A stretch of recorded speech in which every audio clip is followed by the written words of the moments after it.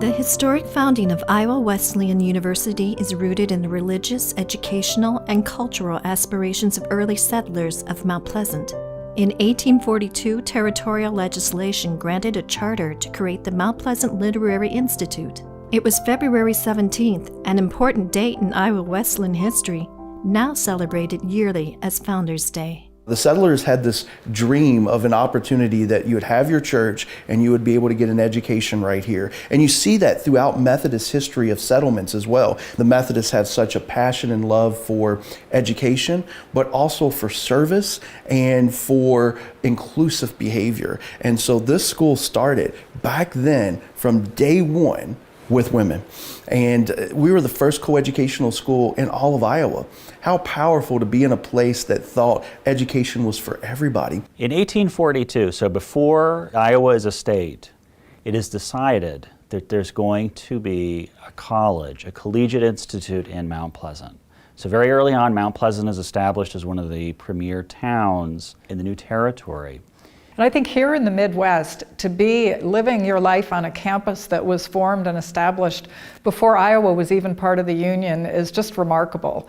And you can feel that history when you walk the hallways of Old Main or when you step in the front door of Pioneer Hall, and even just walking around the campus. Service is a big thing, and that goes back to our connection to United Methodism and John Wesley. It's about vital piety. It's about not just the life of the Spirit, but doing something in the world with it.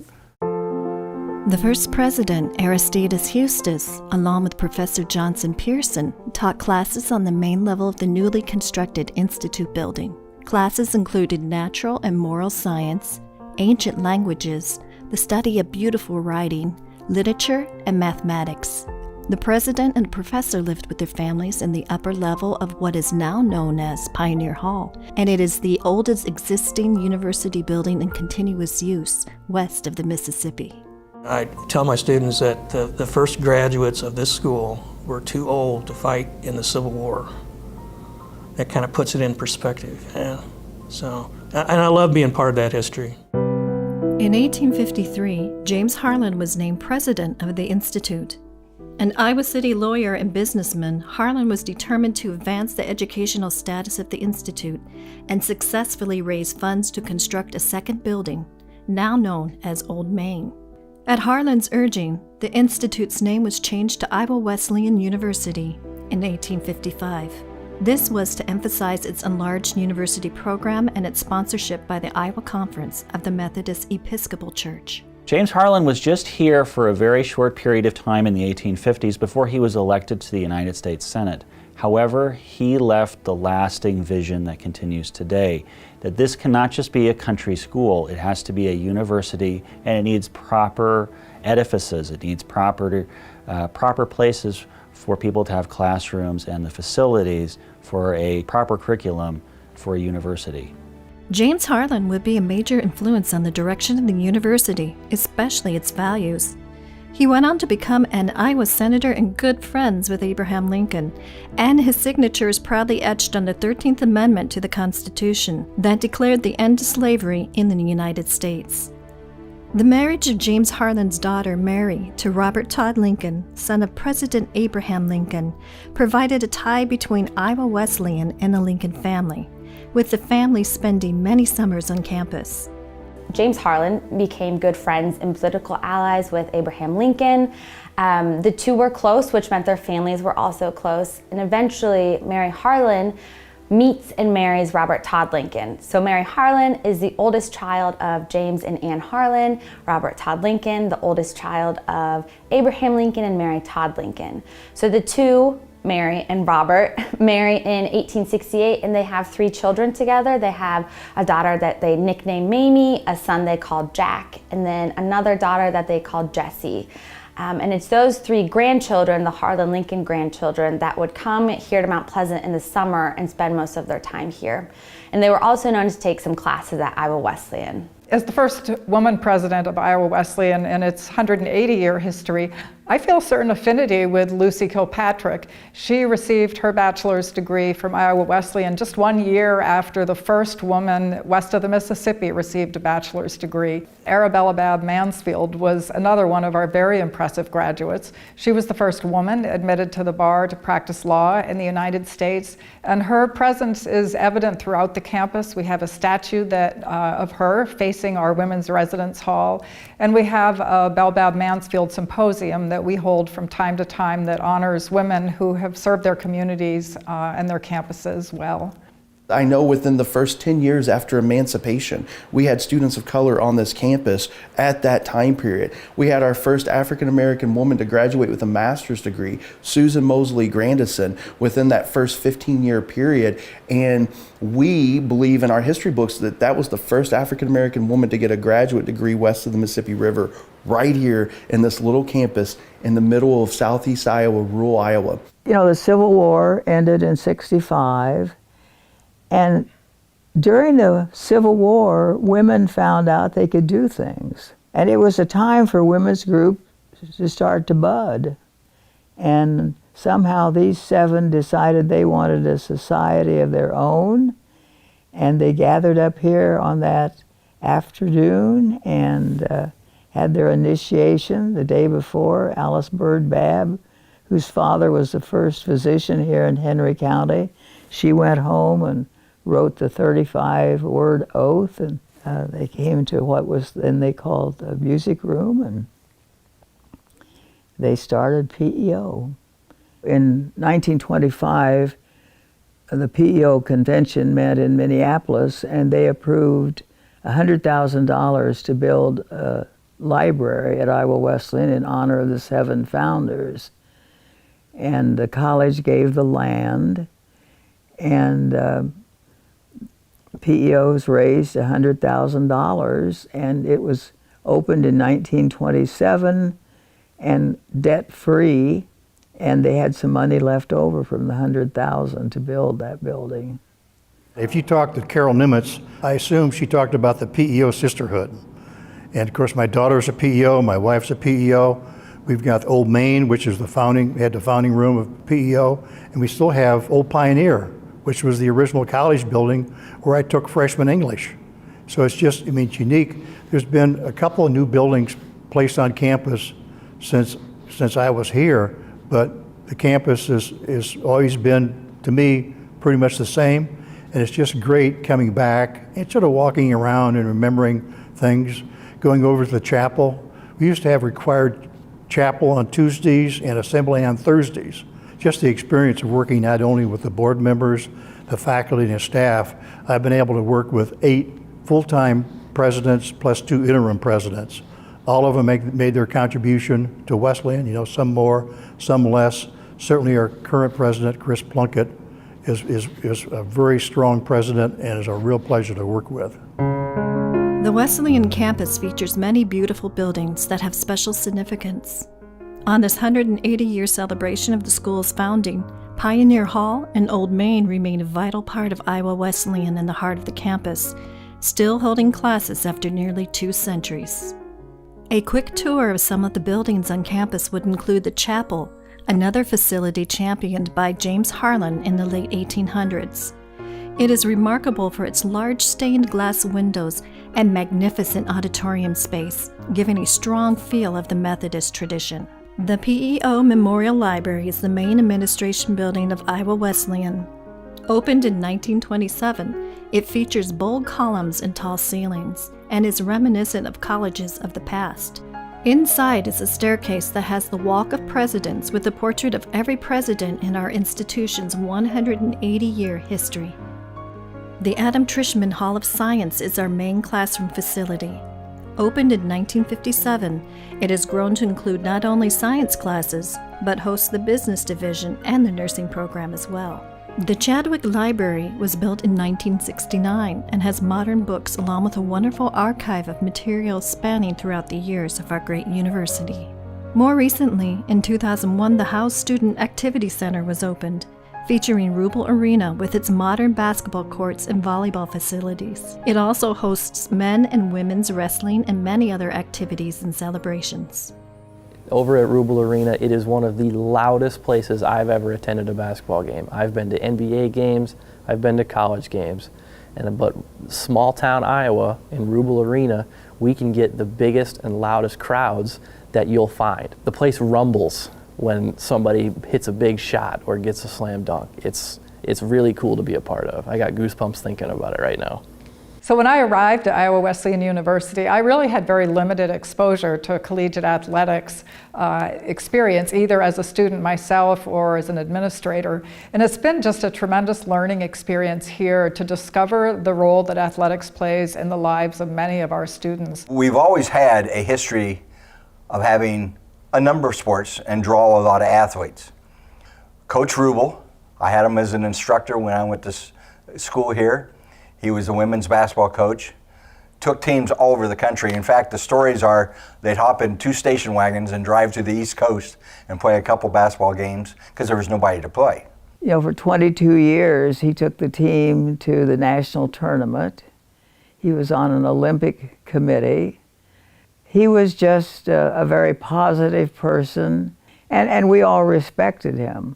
It just seemed that it was the right thing to do, was to name the gymnasium, I'll say, the basketball court, the arena, in honor of Olin Rubel. I think student athletes here on this campus, there's a reason they choose Iowa Wesleyan. And we support a very low-income, first-generation, high-diverse student. And for a lot of them, throughout their youth years, their coach really serves as a mentor for those kids. So when they come and they step foot on this campus, that's the same feel that we try to give them, because we want to align with their experiences when they had in high school. So our coaches, they mentor these kids. Coach Hampton does it very well. Kind of just serves as that father figure for Grandfather.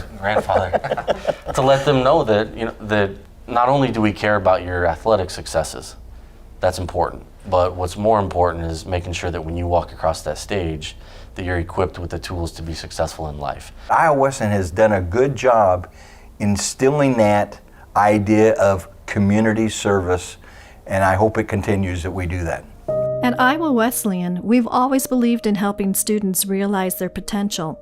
And throughout our history, our students have made great achievements in their field of study, and many have gone on to receive national and international acclaim. Professor Jaques sort of breathed new life into the science department back in the 19 teens.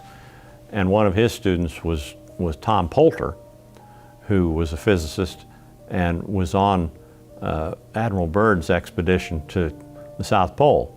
He was a professor here, and one of his students was Dr. James Van Allen. Well, and Dr. James Van Allen discovered the radiation belts that circle the Earth, which was the key to deciding whether we could explore space or not.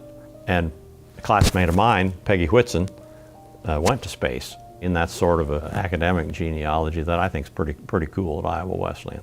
I said to Peggy, what are you interested in? Thinking about, what she might be interested in biology or in anything else that she would be interested in. She said, I want to be an astronaut. I said, Peggy, you can do anything you want to do. She said, well, what do I have to do then here? And I said, take all the science that you can take. Take all the science, math, physics, chemistry, and biology. And you will have, in biology and in these areas, you're going to have the very best program that you can get. This is Peggy Whitson from Mount Ayr, Iowa, who came to Iowa Wesleyan as a double major in biology and chemistry. She's the woman that has been in space longer than any other woman in the program. The Iowa Wesleyan University Presidential Medal for Outstanding Merit is bestowed upon Dr. Peggy Whitson for her exemplary leadership in service to the nation and the international community. Sorry for the surprise. When I graduated from high school, that was the year NASA picked the first female astronauts. And so I think in my mind, that was the time when the dream became a reality, when a dream became a goal. I know now that I'm a much better astronaut for those things that I had learned and experienced. And all of these experiences growing up in Iowa and being here at Wesleyan were a part of me when I finally flew in space. And while I'm not exactly sure what I'm going to do when I grow up, I know that all these experiences, and many of which were shaped here in Iowa and at Iowa Wesleyan, will be with me always. Thank you.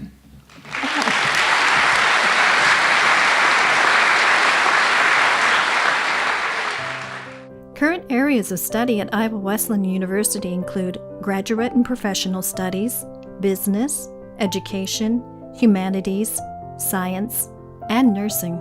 1971 was the original nursing graduating class, so we just came upon celebrating our 50 years of nursing at Iowa Wesleyan. And we graduated in 1986, so not too far after the first graduating class, but my goodness, we've seen changes through the years now here at 2022. I really enjoy teaching in a smaller university, although it's large enough to be fantastically fun. Behind us is a mannequin. To be honest, we don't have to use simulation here at Iowa Wesleyan University.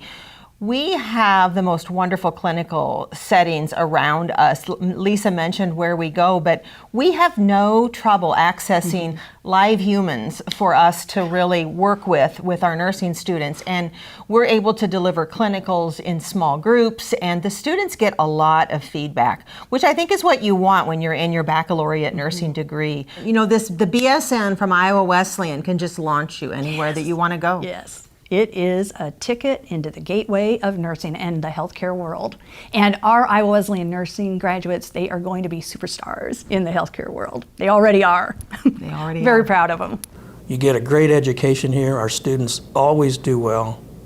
You don't have to have a big pedigree to get a great job in business.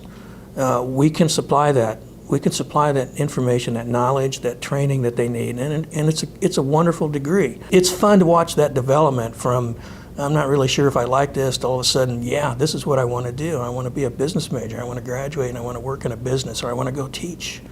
I never get tired of that. Our music and arts program is a very important piece of our campus. We have a significant number of very talented choral and instrumental musicians among our students, and we are treated to concerts throughout the year. Small and large groups perform in our chapel.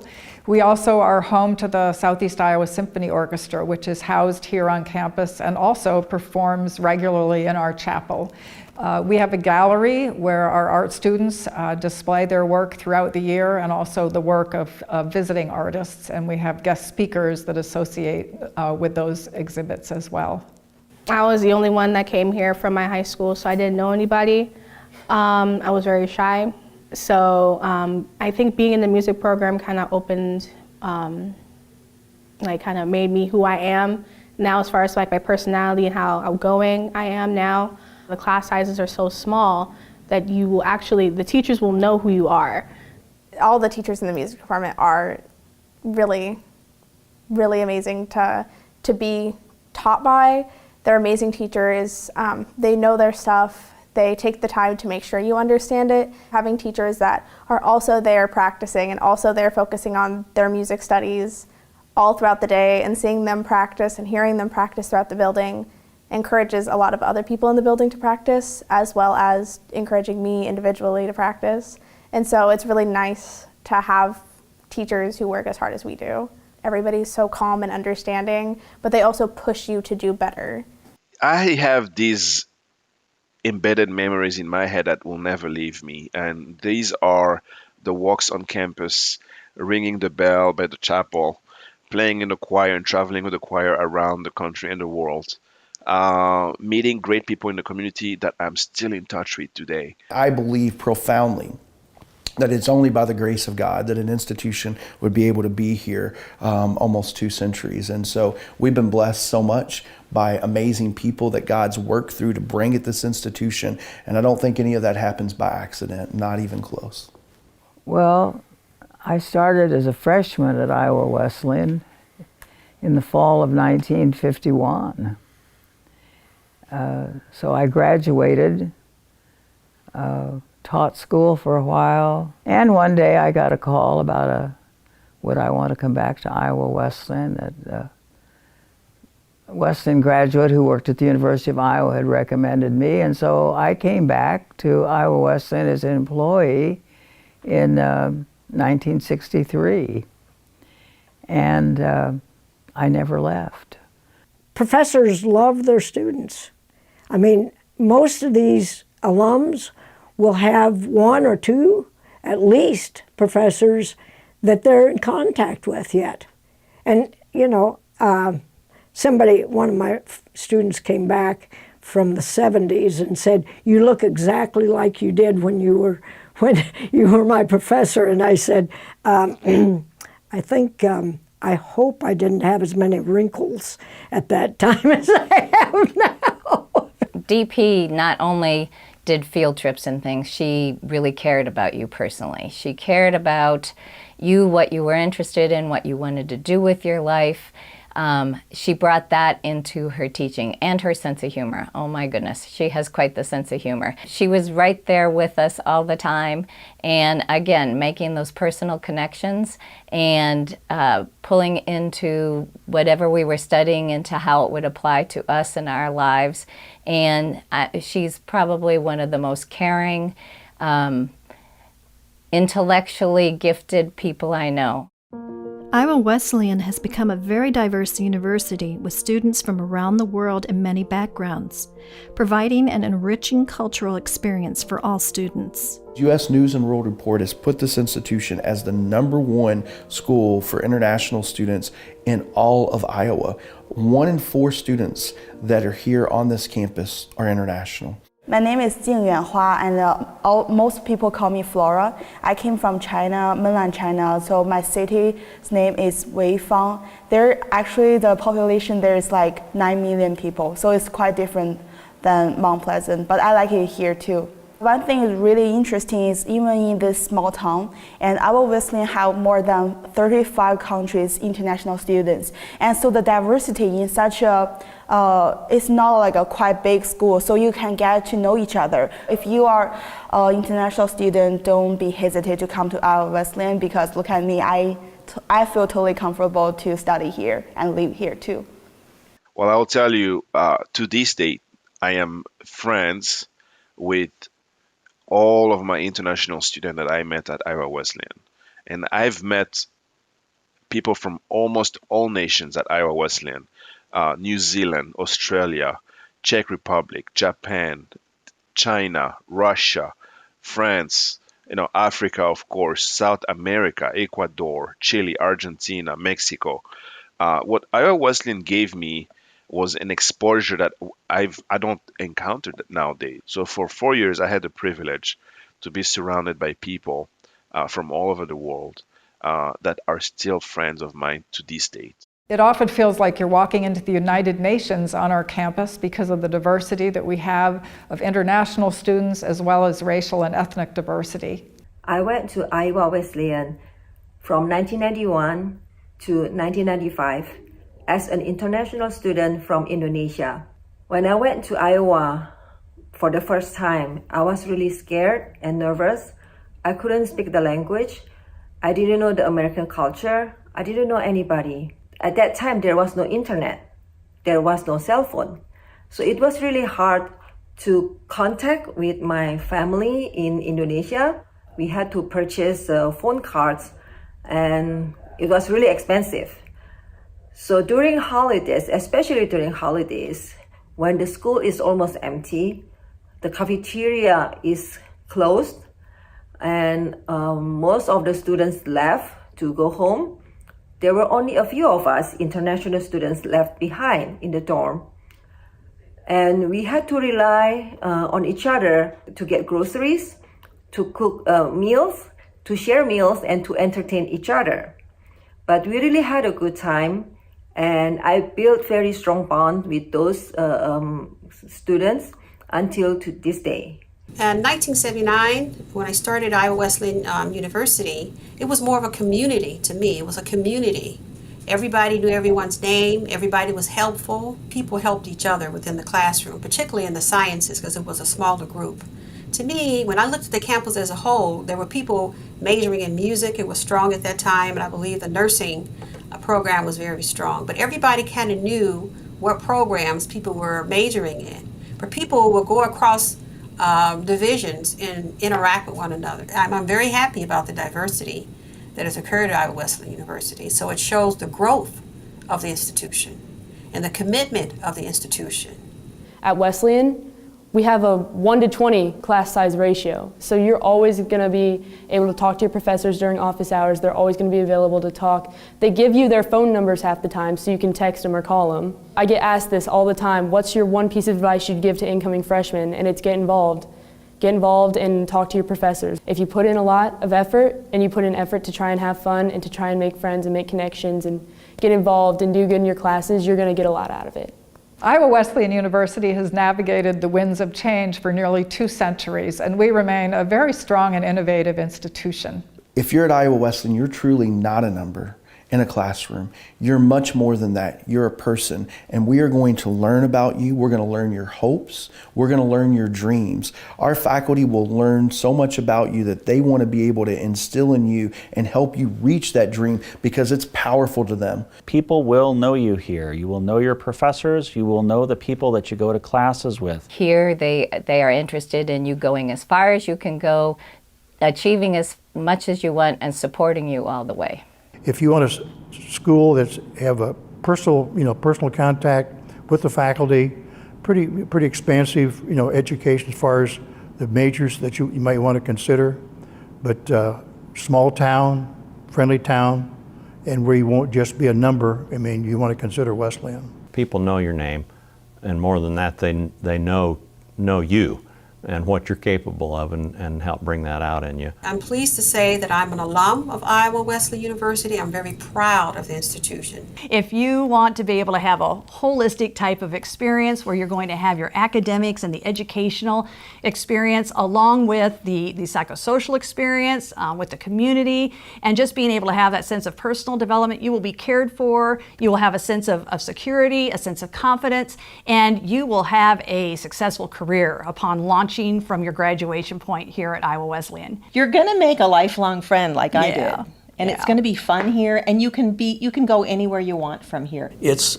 an experience that is, in my opinion, much more personal than you're going to get at a large institution.